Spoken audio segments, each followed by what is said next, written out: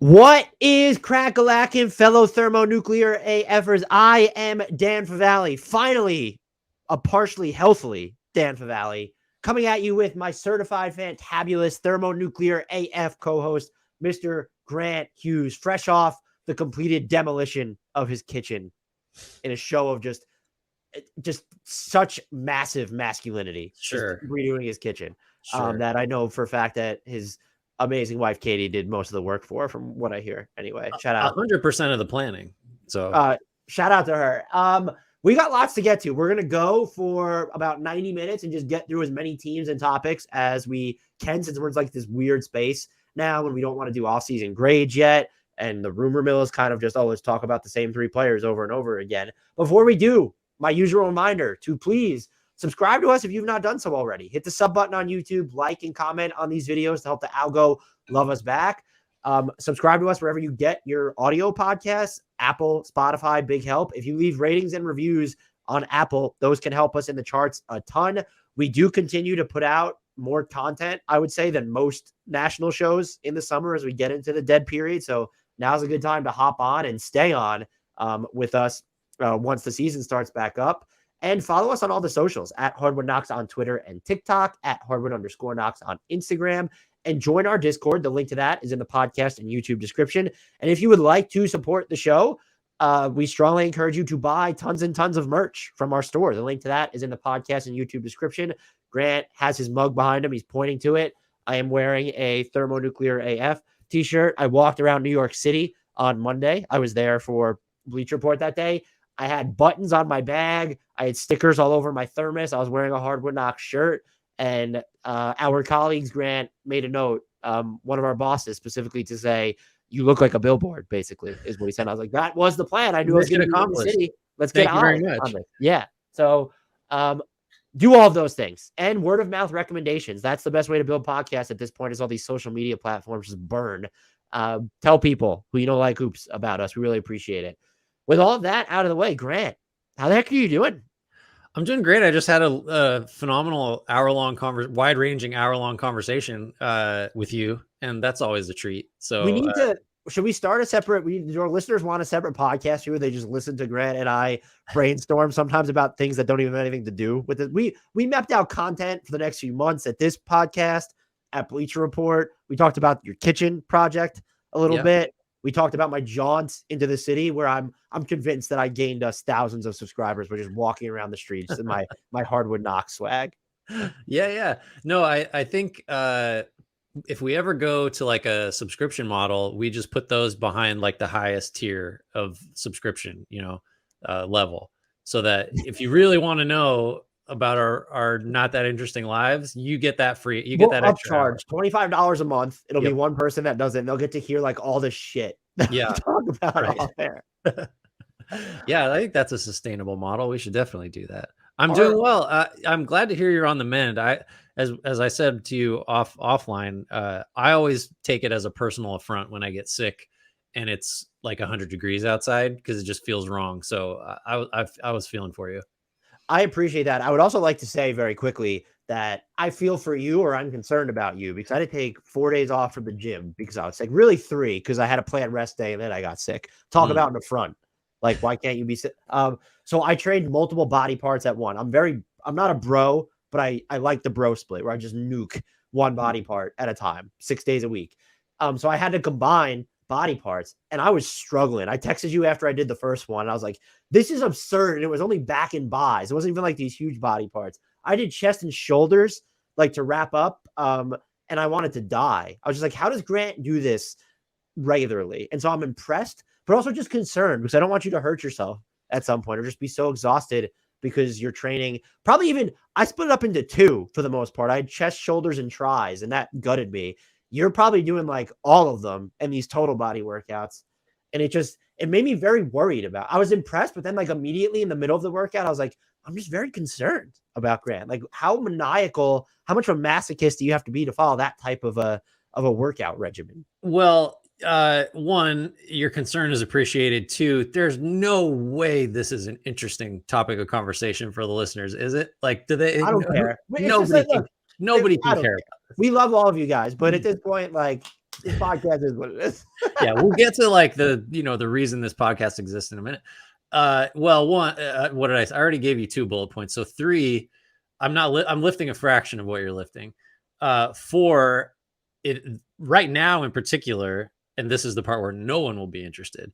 My gym is doing it goes in like cycles where it's like, for this 8-week cycle, we're emphasizing something. And for this next 6-week cycle, we're emphasizing something else. And the lifts we're doing now require a lot of shoulder mobility and like technique. And I don't have either of those things. So I'm lifting nothing, basically just trying to learn how to do it correctly.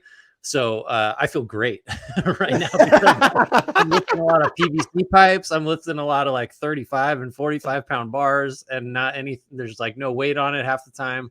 So like physically, I feel phenomenal. Mentally and emotionally, I'm just showing up and failing to follow instructions for an hour every morning. And that's taking a toll. But this is a baby step situation. So I don't feel bad for me because I am not sore at all. I feel great right now. I refuse to believe that you don't have pristine technique. I don't buy it. Not be more wrong. If listeners wanted us to talk about our lives more, there it is. And to quote the great philosopher Joe Cronin, if this podcast takes months, it takes months. So be it. Yeah. Do we want to start there? Where do we want to start? Do we want to start with the in-season tournament before we dive into teams? And I feel like we should start there. Yeah, because I actually had to research it because I'd heard it described like 4 different times that I still didn't have a handle on the logistics of it and what it all is. And it's like potentially problematic. Just throwing it out there. If that's, you think it's problematic? No, that if people can't, like, is it too confusing if you've heard it? Yeah, you still needed to. And the answer to that is no, not really. I'm just like, I'm dumb. But now I get it because I read about it a little more. And it's kind of like, elegant is too strong of a word, but it's like pretty unobtrusive, right? Because that was the concern, is like, how are we going to shoehorn this stupid thing into a regular season that everyone agrees is too long and meaningless and all this other stuff?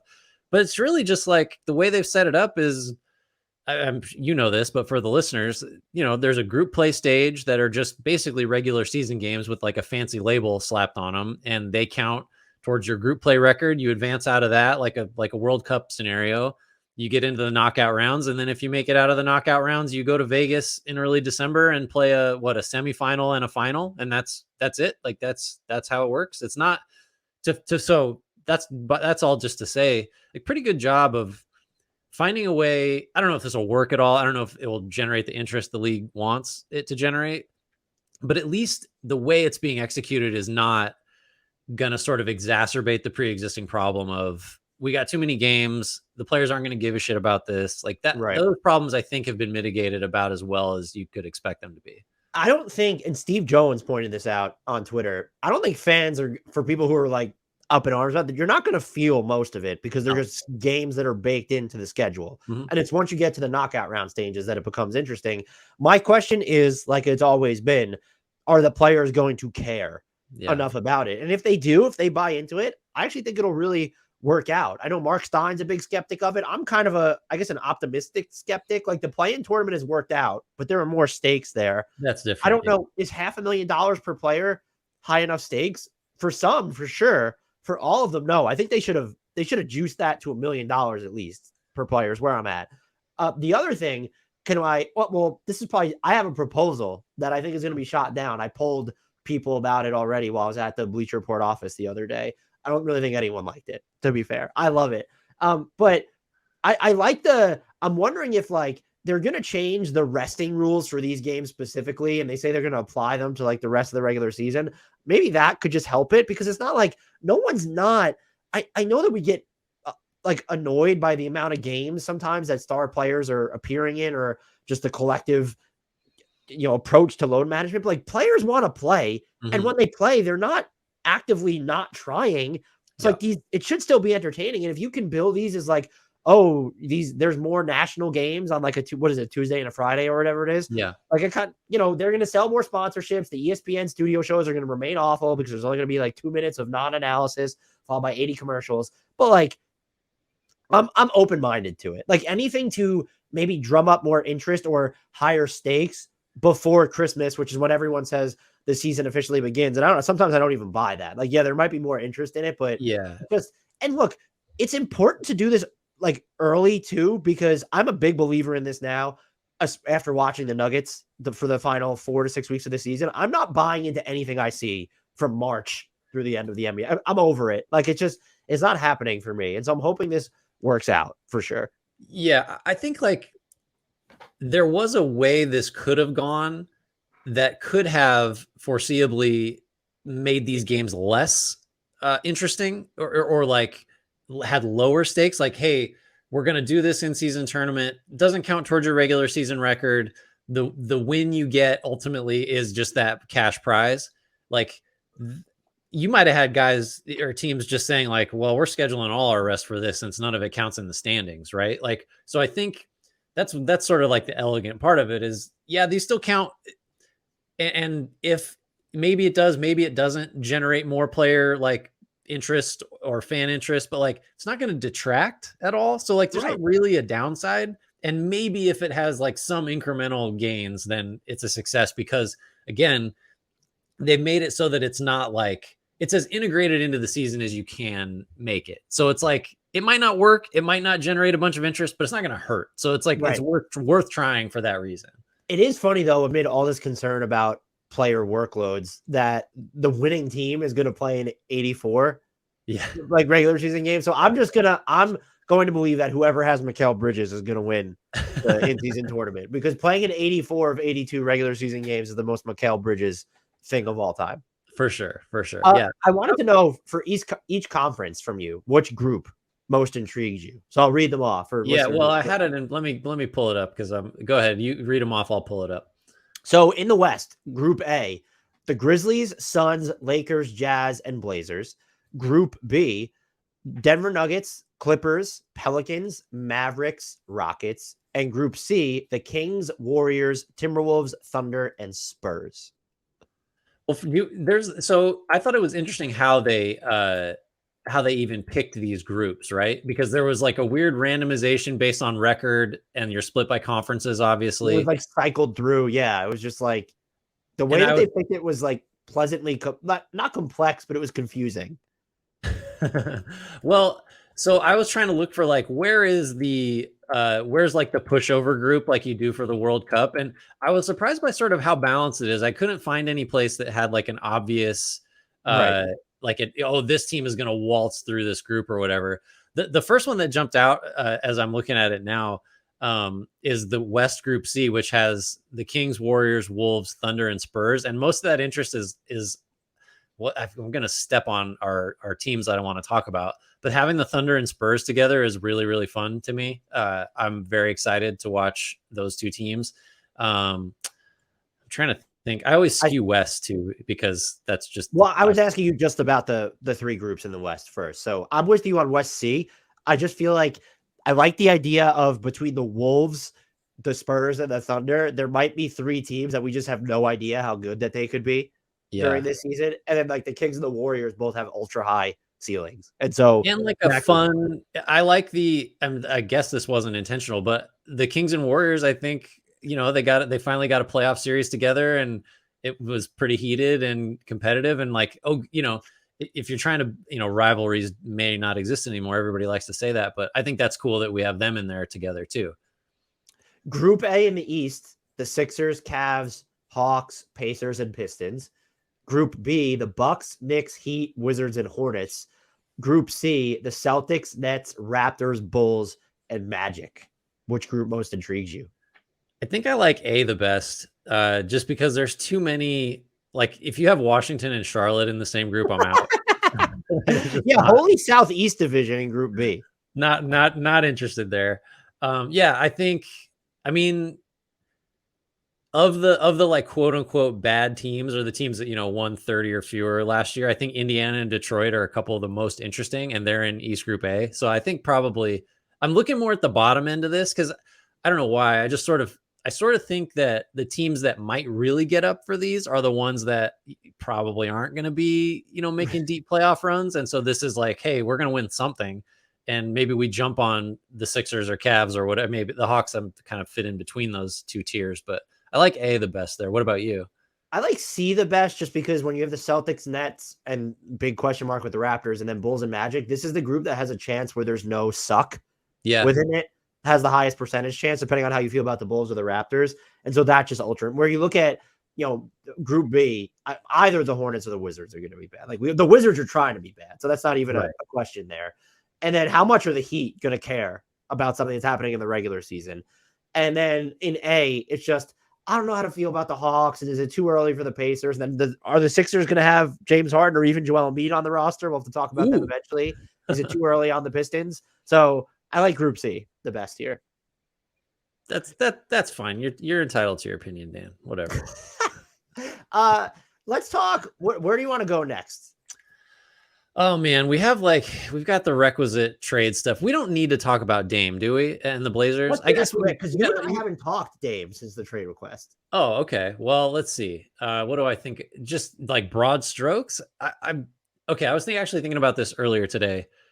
I can't really get, and it's always hard to judge if this is real or just because we're in the social media silos that we're in. It seems real, but it's not.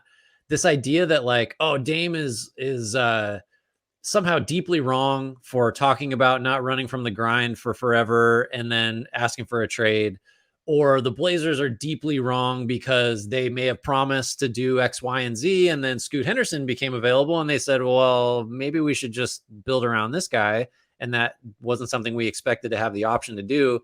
So I can't get to a point where one, I care, or two, I have strong feelings about somebody in this mix, whether it's the Blazers, Joe Cronin, Dame, ownership, has done something that I should get worked up about, because it just zoom all the way out. And it's, this guy was there for a decade. They didn't win big. They had a couple decent runs. He's getting older and really expensive, and he wants to go to a contender now. And the team that he plays for currently has every incentive to make that happen, so they can start over and they can get $60 million per year off the books in a few years.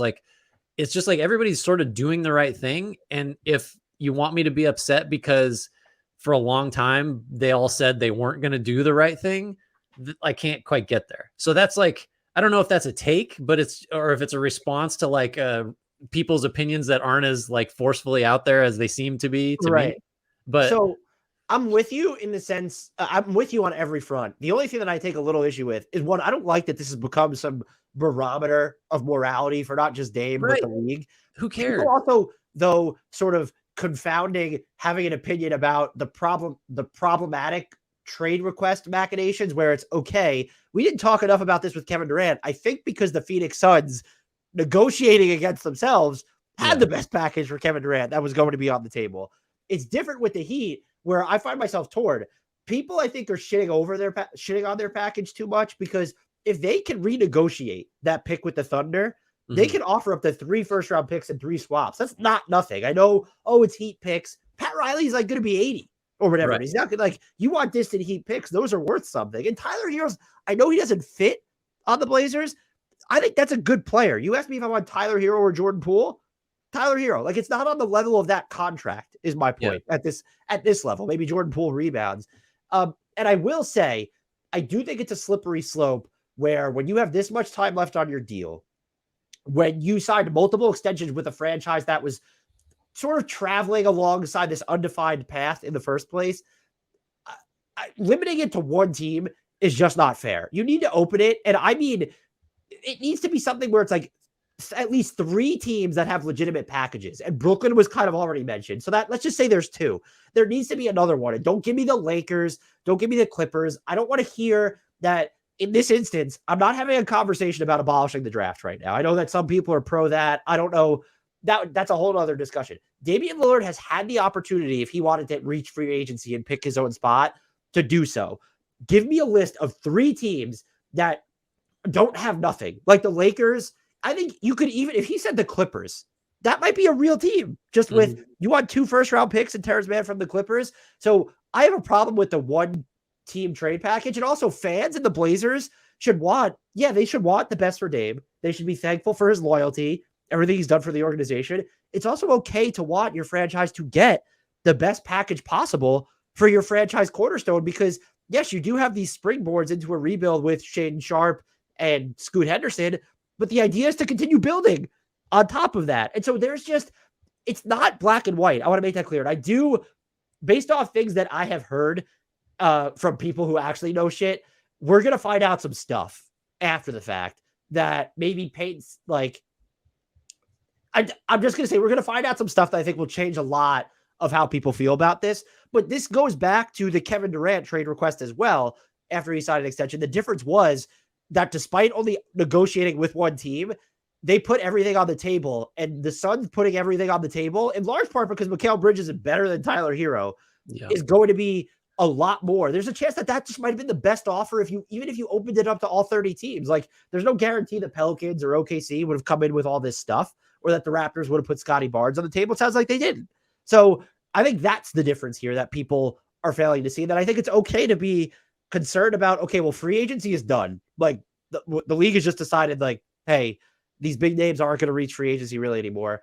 And when trades are such a big part of now star acquisition, where it's drafting or trading, to just rule out 27, 28 teams right off the bat, is it, it's something that's worth discussing. Yeah, I think that's, I don't know how to feel about because I sort of think like at a certain point, if I'm going to be okay with I'm not just going to say a player, if I'm okay with Lillard asking to be traded, I don't know if I can draw some kind of line at, because it's just about like what's he entitled to, what's he owed, what do the Blazers owe him. It's all, this whole thing is like, it's just a transactional relationship. Like they're paying him money to do a job and like that. So and I don't think it's fair. Sorry to interrupt. I don't think it's fair to compare Damian Lillard's situation to the general work labor force. Like it's very different when you and I, if we were to spurn our contract or like something with Bleacher Report versus what is happening now at that scale. It's different. Again, these things can't be black and white and uniform. Like it's different. I'm guilty of that too, because it's so easy. It's so like intellectually comfortable to say like, well, if this were any other job, you would act this way. Therefore, NBA players and their bosses should act. It's like, you're right. It's not that simple. If Bleacher Report wants me to sign a lifetime contract where I can't be moved for $50 million a year, you know what? I will suck it up and I will do it. I'll figure out a way to survive. That's the thing. There's just a minor point, but he signed that extension, not that long ago. And it's like, so I guess you could definitely bump on the idea of, this is certainly, this trade request, it's not the first time he's thought about it, right? Like ever. It's clearly, remember the year where he was holding free agency meetings, even though he wasn't a free agent. It was like Damian Lillard met with the LeBron and Anthony Davis to decide if it made sense to join the Lakers. And it was like, he's under contract. Right. Well, that's what I mean. It's like, but then at the same time, it's like, what is he going to turn down? Like 120 free million that he's, of course you're going to take that extension. If you're him, that's an insane amount of money. Even if you know, I don't know if it's wrong to take that extension if you know beyond a shadow of a doubt that within X number of months you're gonna ask for a trade. I think you probably still should just sign that. That money, right? So it's like it's not wrong. I can't get worked up about it. It's like everybody is sort of acting in a practical way. It's just like it just runs counter to all these everyone professing. Whether it's the Blazers or Dame, that like, it's not this way for us. Like we operate differently. It's like, no, when it comes down to it, you're just going to make the best decision for yourself as a business or for your business as a business. If you're the Blazers, like that's just where we are now. I would agree with that. But unless we find out that like they guaranteed they were going to trade Scoot and then decided not to. Yeah. I think the one team stuff is just mind numbingly annoying. Like that's just, and I don't even have a problem that if he wanted to tell other teams that weren't on his list of 5, that like, oh, I'm not going to, I get it. And that happens all the time. So it's not, and I want to make clear, it's not Damian Lillard that it's just, I want more randomness to this. And like the whole CBA, the new CBA specifically was supposed to create more of an even playing field. I don't think it will, to be honest. I think it's going to end up hurting the middle-class player. I think it's going to end up hurting stars in Damian Lillard's situation where they're not going to get paid as deep into their career. I think this was an absolute farce by the players' union to sign it. And it makes me wonder if CJ McCollum does not like his fellow players when I just think about all these like rules that were imposed. So probably enough on the Blazers, but I think I'm probably more worked up though about the one team stuff than you are, it seems like. And I understand that. If I'm making the argument that everyone's acting practically and that's why it doesn't bother me, the specifying one team is like an impractical thing to do, because that just makes the act of getting yourself traded harder. So like I think I would agree with that. I also am kind of like, I mean, if he wants to play there, it's okay to say that, but maybe don't broadcast it. That might be the issue. I wanted to ask you about this though. What do you make of the Miami Heat's offseason right now, independent of the Damian Lillard? Like, let's just say it could, look, Grant, if it takes months, it takes months. That was so funny. And I know there was more to that quote. Sean Hyken had it up on Twitter that made it sound like less aggressive, but Woj just that's the only quote he tweeted out for the press conference. It was amazing. Yeah. What do you make of Miami's offseason independent? Because if they don't wind up with Dame, how do you feel about their offseason? Not good. I mean, they lost. Like, what do you? That's the obvious answer, right? Like you lost Strus, you lost Gabe Vincent, and it's not like you were that deep, right? Like you had not. I mean, I guess it matters that Tyler Hero wasn't there. So if you slot him into some of the, a big chunk of the Strus Vincent minutes, you make back some of that. But they've definitely lost more than they've brought in, right? Like, unless Orlando Robinson is just going to be the next guy that they unearth, which maybe, I think there's already kind of a groundswell of like, oh, look out, they got another one. But I mean, it's way too, you can't give the Heat like therefore they get a B- for their offseason because this guy might, break out or something. I ultimately, like, what's the Heat's grade for the offseason? It's incomplete because the most transformative thing that might happen hasn't happened. So, but like, if this is how they go into the season with this roster, it's like they're worse, obviously. So it's not great if you just made the finals and got worse to a pretty significant degree. Yeah, so Kevin Love is back. I thought the Josh Richardson minimum deal was big. Like, that's just, we could look back and be like, did he just can he still play? Can he still play? Like, I mean, are we doing this? Don't be one of those. I'm just asking, like, because I've always been of the mind that, like, man, Josh Richardson kind of fits anywhere. He can do a little bit of everything. And I wonder if I'm clinging too hard to 5-6 years ago, or you know what I mean? Think he's too confident off the dribble. And the defense isn't what it was. But like, as someone who's just like this 3-and-D wing on a scale of like, I don't know who's going to be more valuable next season, Matisse Thybulle or Josh Richardson. There's a chance it's Josh Richardson. Yeah, that's fair. I'm just looking up how old he is too. So 29.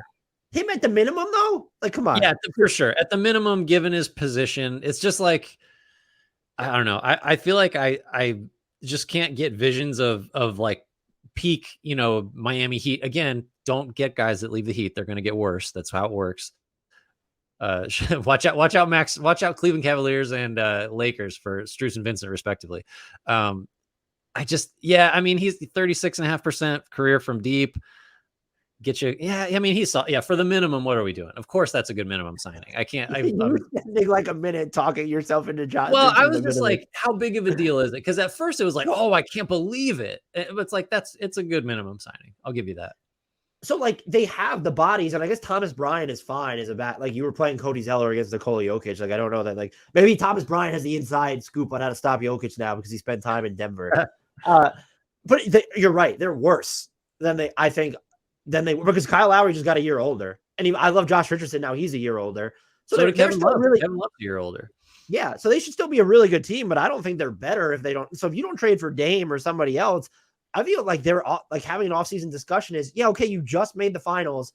Like, you also kind of got waxed in the finals. And you also won 44 regular season games before you turned it on. Like, it's not like, I mean, everyone will be terrified of the Heat when they make the playoffs, but it's like they barely made it and they're worse. Like, how do you know how the season's going to go? And I think the big thing here too is that they got worse when you look specifically. I mean, I know Brian and Love and Richardson spaced the floor in theory. Like, they needed half court creation and spacing, and I would argue they have less of it, or let's say a net neutral amount of it. I think without Gabe Vincent and even Strus, you probably have less creation and spacing, right? Yeah. I know their shooting percentages were all over the place. So even if you want to say they have better standstill spacing with Richardson and Kevin Love, they definitely have less creation ability on this roster, right?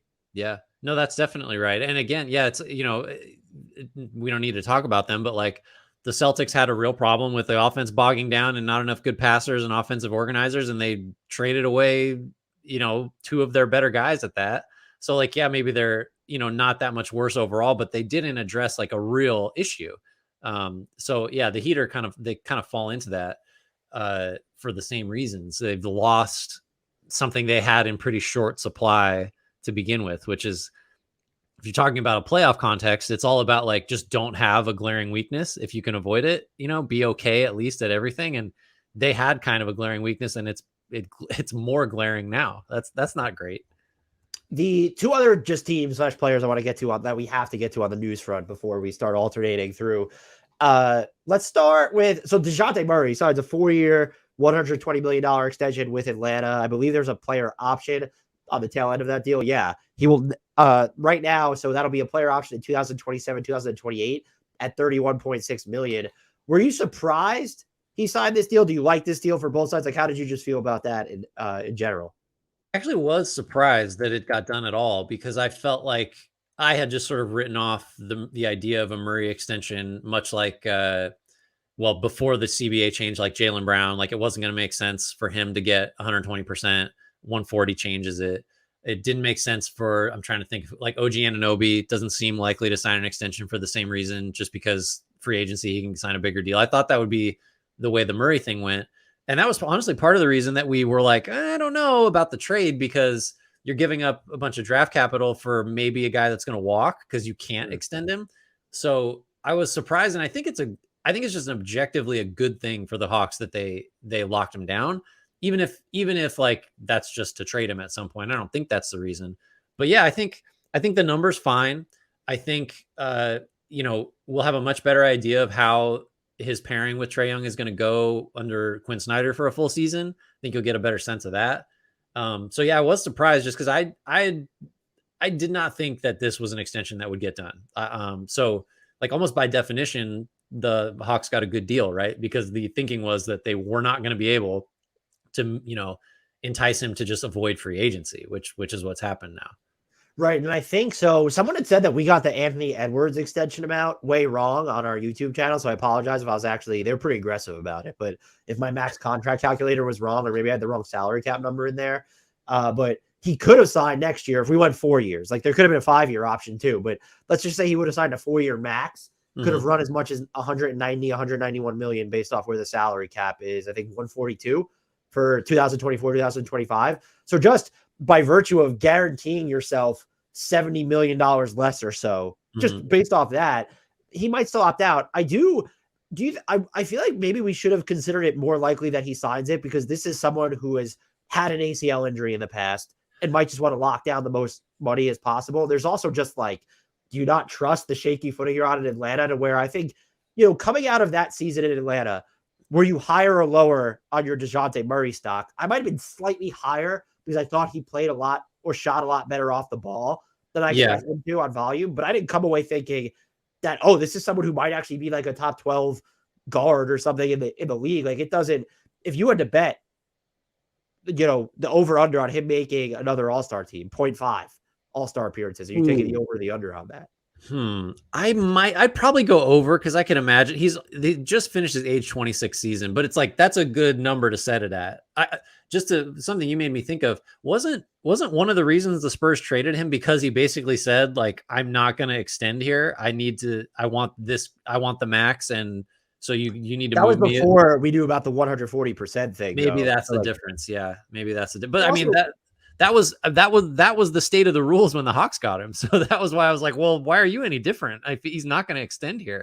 Maybe he also looked at it too. I don't know this for sure, but like, looking at what's happening with James Harden, who, yes, is older, but there wasn't really a market. And then even Fred VanVleet got the max for 2 years, but look at where he had to go to get it. Right. It's like, if you want to be on a team that maybe he just believes is more competitive, he might really like Atlanta, whatever. I think it's probably fair for both sides, because I don't know that I just don't know how good he is in the context of the league right now, where it's, yes, he's a top 50 player for sure.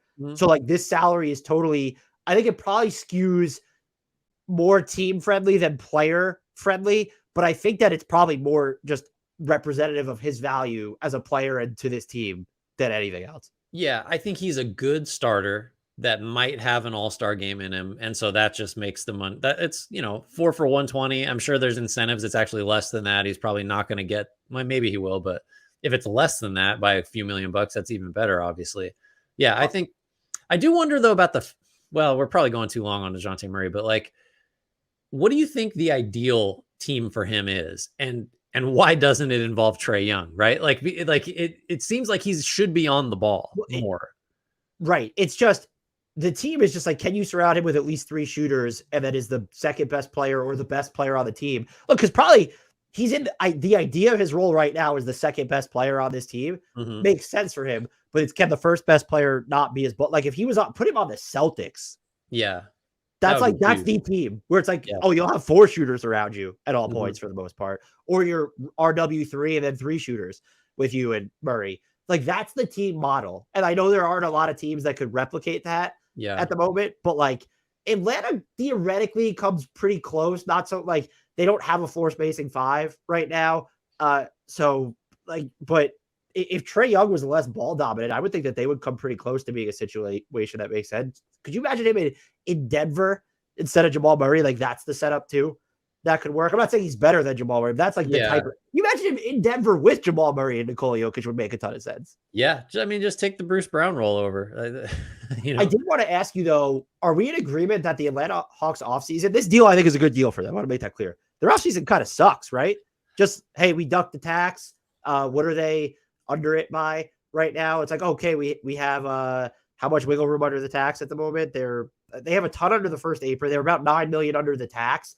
Okay, cool. But your biggest addition is Kobe Buffgate, who I actually really like, but what does his playing time look like with Dejounte Murray and Trae Young on your roster?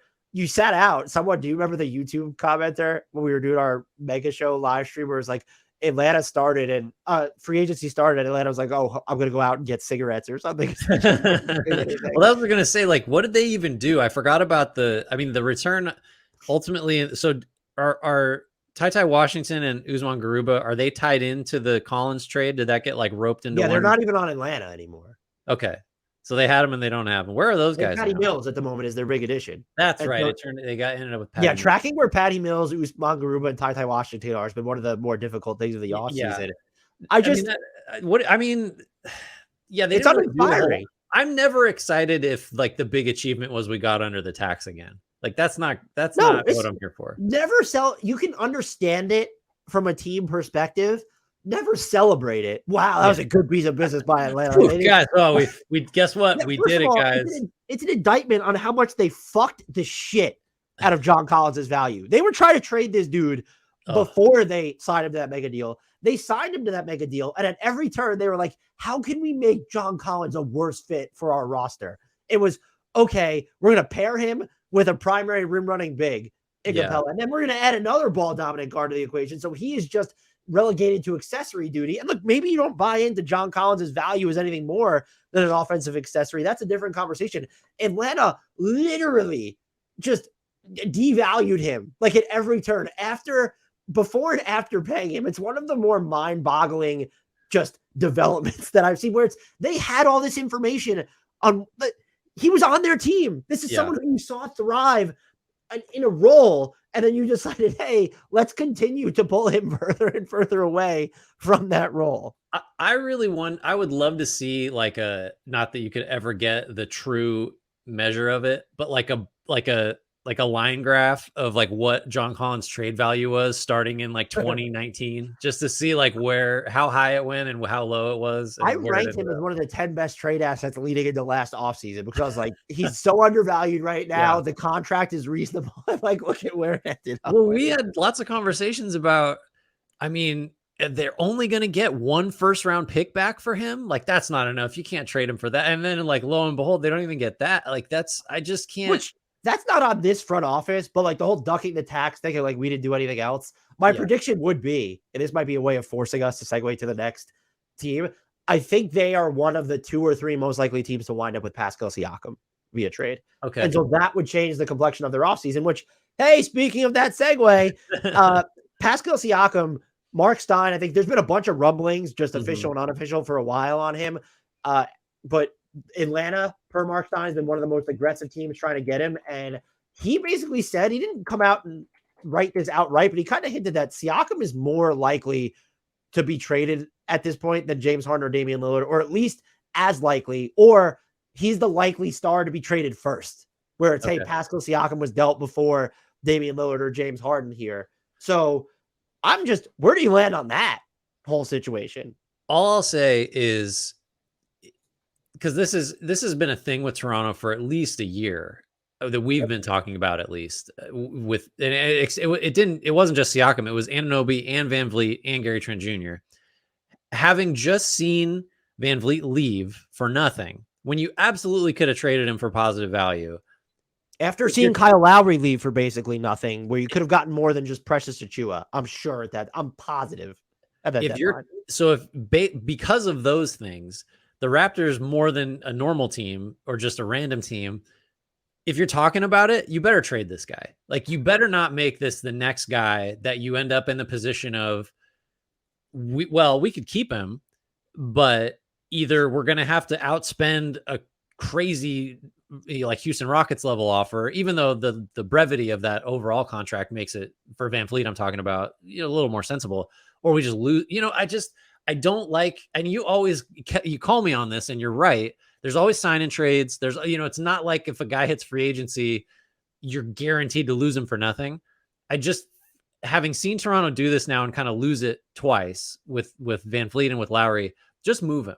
So I'm not surprised. I'm actually kind of hopeful, because I want to see the Raptors go one way or the other. They've been one of the most, annoying offseason teams for us, just because they're not going.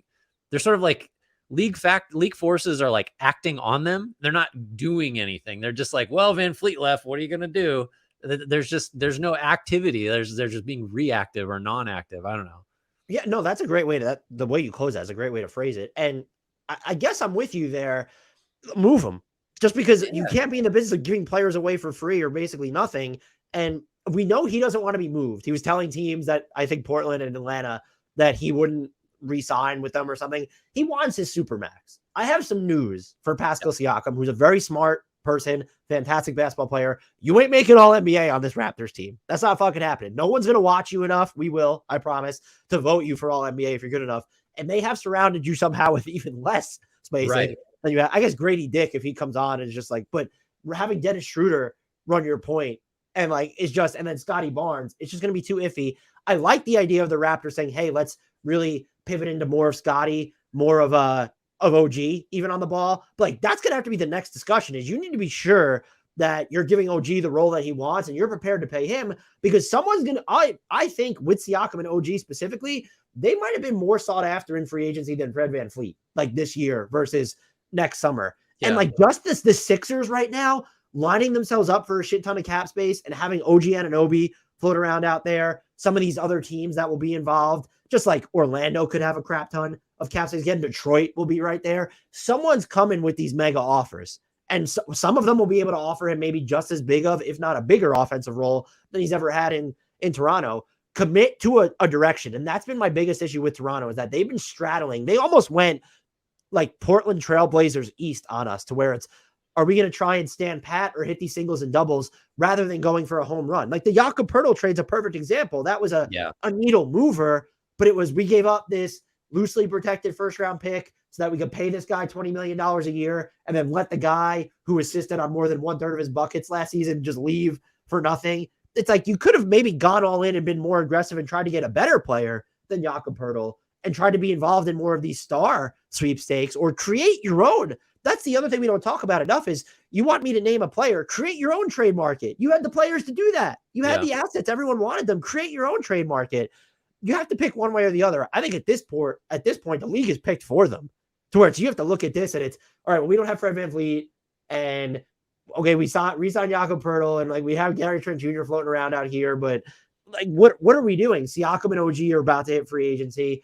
And if Siakam's saying he won't extend with other teams or won't stay with them, I'm assuming he won't sign the 140% extension, which I don't know. If I'm him, I don't think that's I think it gets, does he get to his max on the 140%? So he's at 37.9. So he gets to 53. So that's not, but are they even offering it? Because if you're looking at moving him, he wants to be qualified for the Supermax. Is your team even willing to extend you right now? I mean, so I wonder how different it is saying for Siakam, I'm probably not gonna resign. So like, don't bother, if you don't trade for me. It's not that different than Dame saying there's one team I'm gonna play for. Like that's the Thunder. So, I like it. Yeah.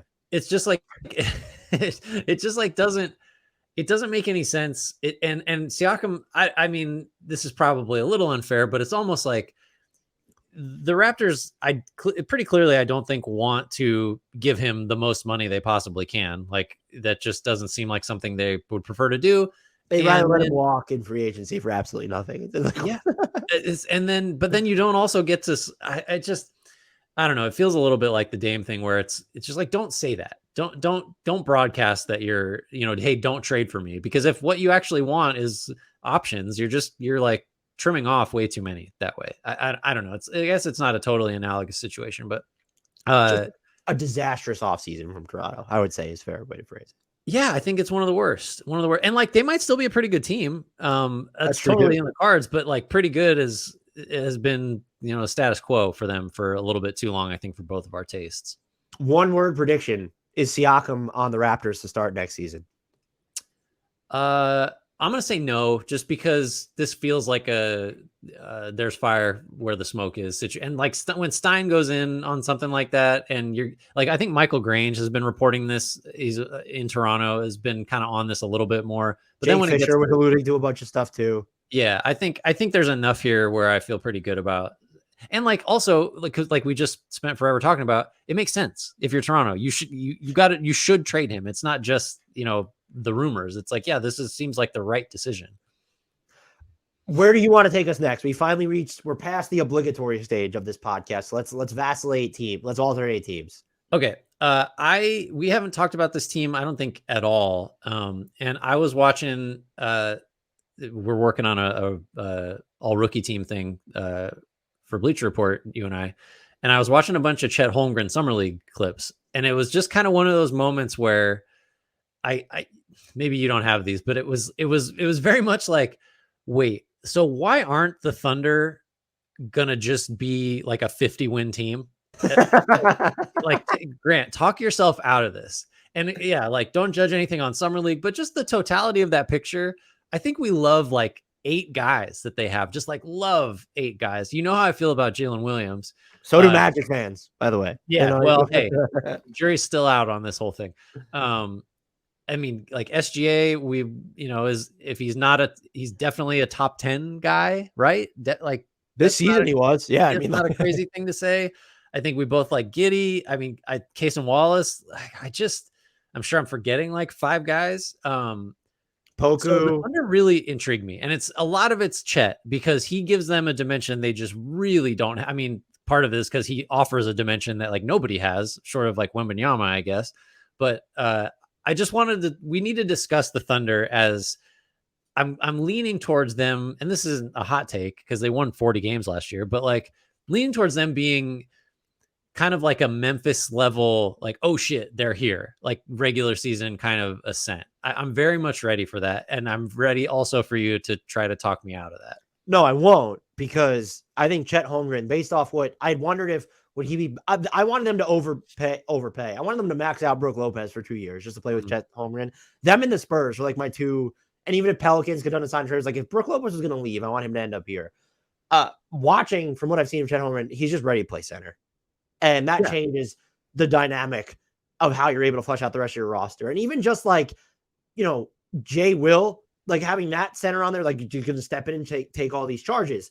And my criticism of them would be, so it wouldn't shock me. It's not a real criticism, because if they came in and you told me they had like, remember how we felt about the Pelicans in December of this past year? We might feel that way about the Thunder, where, yeah, we kind of saw it coming a little. Well, no, we saw it coming with the Pelicans. But like it wouldn't shock me if you told me, yeah, they have the 2 seed in the West right now. I still question whether their offense will be good enough, and are they going to try and disperse minutes amongst too many guys? They have too many guys, like quite literally. They're going to end up waiving people that are guaranteed money. And I'm just even like, oh, they're the team that ended up with Usman Garuba. I have hope that maybe they'll play him. They won't. They might waive him for all I know. But like Usman Jang is still a guy that's just like has a really good feel at both ends of the floor. And if he doesn't get injured like this past season, I think we're talking about him as an all-rookie guy. So, but like Cason Wallace is a perfect sort of litmus test for how you feel about the Thunder, because one, what do the minutes look like when you just have Lou Dort here? You have Shai Gilgeous-Alexander, you have Josh Giddey. Now Cason Wallace is in this fold. Trey Mann is still floating around. I know you prioritize Cason Wallace over Trey Mann. Like even the wing rotation with Jalen Williams and Kenrich Williams gets crowded, and then Alexei Pokusevsky's right here. But looking at, and we're adding Micic to the equation, even looking at just the Cason Wallace move as a larger portrait of their offseason, whereas they entered with 30 plus million in cap space and the number 12 pick, and you turn that into the number 10 pick in Cason Wallace and a bunch of seconds, and then like 22 million guaranteed in Davis Bertans, Usman Garuba, Ty Washington. It bothers me because they are good enough to have looked at this offseason as there might be a market like deficit of teams that players actually want to play for. It could be good enough. Like, why could they could have done what the Rockets did, is my point, with somebody. Maybe it's PJ Washington. If you really thought Chet Holmgren is going to play center, you could have went out, and PJ Washington is still floating around out there technically at the time being. So just you could have gotten involved on maybe not Kuzma, but even like Harrison Barnes on a 2-year overpay if you knew Chet Holmgren was going to pay. I'm not saying the Thunder failed, and you have to give Sam Presti and co the benefit of the doubt here. You should, maybe Cason Wallace is the next great star, and then it's everything just makes sense, and they're still going to be really good, but you have the chance to be even better. And like you could have been the team. Well, you have all these guards. Like, you didn't need to be the team that went out and poison pilled Austin Reeves. But like, you could have done something more. It's not, well, what else were the Thunder? What were they supposed to do? There's a bunch of shit that they could have done. And the other thing that I think bothers me a little bit is, well, how valuable was cap space? The Spurs got Reggie Bullock and a 2030 swap just to facilitate like Grant Williams getting to Dallas. And Reggie Bullock is a guy who could just come in and he was playing 40 minutes per game for like the team that went to the conference finals 2 years ago in 2022. So it's just like, it feels like they didn't make the most efficient use of their cap space. I'm not even saying they had to sign anybody big. That would have been my preference. I want to make that clear. Grant Williams would have been great for them, especially because of what Chet Holmgren looks like right now. I just wish they would have done more, or at least put a higher premium on their cap space when using it to move up in the draft, take on these salaries, et cetera, et cetera. Victor Oladipo is currently on this roster too, by the way. Do you think some of the motivation for what I think I think pretty much agree with you is sort of a disappointing use of their cap space? Do you think which you said, they sort of have too many guys, like, went into that? Because it's almost like, well, if we go sign whoever, maybe we don't get, we still, like, all these guys other than SGA, you probably would like another full season look at, like, well, how much can we ask Jalen Williams to do? And like, how much offensive production are we going to get from Chet? Like, I get it. Like, guys get hurt. Nobody plays 82 games. You're going to need like, a pretty deep roster of actual NBA players. And so you should maybe go use that cap space to sign someone that will help your rotation as opposed to kind of dead money. But I wonder if maybe just the idea of, let's kind of still see what these guys that we really care about, these core young guys, look like. And we don't want to get anybody sort of in the way, of their development. I'm just like, sort of, that's not quite devil's advocate, but I'm just trying to justify how they went about it. No, I would agree there. I still think they had more flexibility to do things in the front court specifically then. Yeah. And I'm sure, look, that had to factor into their approach. Like, you're going to be okay. Like, some of these other names that they might have to waive for guaranteed money, it's not a big deal. So they have all these extra bodies, but they don't factor into the long-term plan. That changes when you actually offer someone a contract. So yeah, I get that for sure. Yeah. All right. You give me a team, because we just went a long time on OKC. It really wasn't that long for us, by the way. Let's talk about the Phoenix Suns, because I've seen this question floated around, and you're the perfect person to ask it about general impressions about their offseason when you look at everyone they got. But it's after, and this is kind of like them versus the Denver Nuggets a little bit. Do they deserve to be the title favorites now? Like, what are the teams you're placing in front of them? But I also want to know how you feel about, because you were iffy on the Bradley Beal trade. Do you feel any differently about that now, seeing what they were able to do with their roster since then? Or are you just sort of like, all right, let's not get all excited about a bunch of minimum contracts? I think I'm probably a little more, I feel a little more positively about the Beal trade now, because one of the big knocks was like, all right, so you got what, 8 roster spots you got to fill out with minimum guys, something crazy like that. Like that's just unrealistic for you to think you're going to build any depth, and depth was a problem, right? In the playoffs, you had Durant and you had Booker and just nobody else could do anything.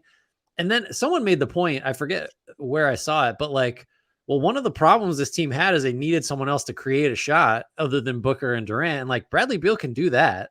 Right. So, I mean, it's easy to also say, well, he's duplicative because he does a lot of what Booker does, just not quite as well, almost across the board with some exceptions. So I think the combination of like Beal does actually address one of the main issues for them last year, and the fact that they could fill out the roster. We've talked about this before, and we agree, like kind of shockingly well with using minimum salaries. So I do feel better about it. I haven't really thought about how they would stack up as a contender. I know last year, just with Durant, we were kind of like, well, if they're healthy, who's better? Denver, I think we agree, has gotten worse, right? I mean, you lost. I even think losing Jeff Green kind of blows. And yeah, I still think that the single worst deal of the offseason was giving Reggie Jackson your full. I can't wait. I can't wait till Reggie Jackson. I want Reggie Jackson to play really well, so we have to make a shirt apologizing to him. Look, I hope he does, and maybe they know something I don't. But I want to know how he had the leverage to even get the player out. I totally agree with you. That was an inexplicable contract. So should our logic change, like from last year when the Durant trade happened? Like, if healthy, aren't the Suns, like, why would you bet against the Suns? Is it just, so what is it then? Maybe that's the better question. Like, if they're not the favorites, why? Is it the defensive question? Is it like Cam Johnson or Campaign is your point guard? Like, I'm not sure where you'd start. I can't the offense stuff, like in terms of eating regular season innings, I guess if you want them to have like another point guard on the roster other than Campaign, but like Booker, Beal, Durant, even Eric Gordon, like what are, like, your offense is going to be playoff proof to begin. Like, what point guard are you putting in there right now is going to be closing games? Right. There isn't one. So yeah. The offense is fine. The health, I just think you've now, between Beal, Booker, and Durant, like you're going to have, I would guess, 65 to 70 plus games of just 2 stars at every point. And okay, that's a big deal. Yeah. So I can't bring myself to care about that as much either. I think the 2 things would be the defense, or there's 3 things. There's the defense. I have real questions. It's, yes, getting Keita Bates, Diop, bringing back Josh Okogie is a big deal.